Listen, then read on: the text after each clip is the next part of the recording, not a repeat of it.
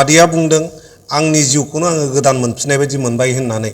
सांग्रांनायाव जोंनि मेगननि जेंनाखौ सुस्रांनायखाय जों सारखौ रोजा रोजा साबायखर बावनाय जाबाय।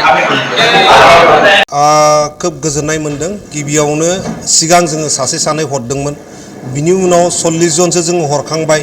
दा बिथांमोननि गेजेराव थांनानै जेनाखि जों एक्सपिरियेन्स मोनदों, जेनाखि गोजोननाय मोनदों, बिनि थाखायनो आरोबाव नैबे जेनाखि 40 जननि मोनसे बेच बेखौ जों अपारेशन खालामनो दिनै अदालगुरियाव फाथायहरबाय।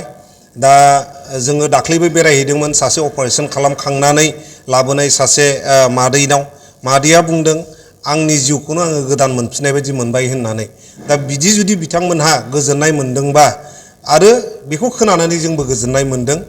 दा बेखौ नायनानैनो जाहाथे 4,000 5,000नि थाखाय सोरबा सासे बेक्तिया जोंनि सोमखोर बुहुमखौ नुवाबालानो थानाङा, बिनि थाखायनो जोङो ज' लोगो नांनानै आरोबाव नैबे 40 जन बेट्सखौ दैथायहरबाय अपारेशननि थाखाय।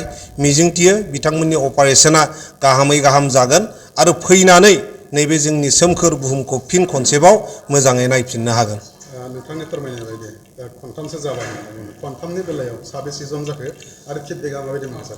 सिगांनि समाव जोङो 50निफ्राय 60 जन जोङो अपारेशन खालामनानै लाबोखांबाय आरो बिथांमोननि जेनाखि सेटिसफेक्सन, बे सेटिसफेक्सनखौ नुनानैनो जोङो आरोबाव एनकारेज जादों आरो हरबावनांगौ होननानै। दिनै 4 बोसोर जानानै थानाय, 3 बोसोर जानानै थानाय, 5 बोसोर जानानै थानाय बेक्तिफ्रा फिन खनसेबाव नैबे जोंनि बुहुमखौ मोजाङै नुफिननो हादों। बिथांमोनहा गोसोआव गोजोननाय मोनदों। दा बेखौ नुनानै जोंबो गोसोआव गोजोननाय मोनदों। दा बेनो मुल खोथा कि जोङो जेरावखि थाया मानो जोंनि सुबुंफोरखौ जेसेबां हायो जोङो सिबिनो थाखाय आवगायबोनांगौ।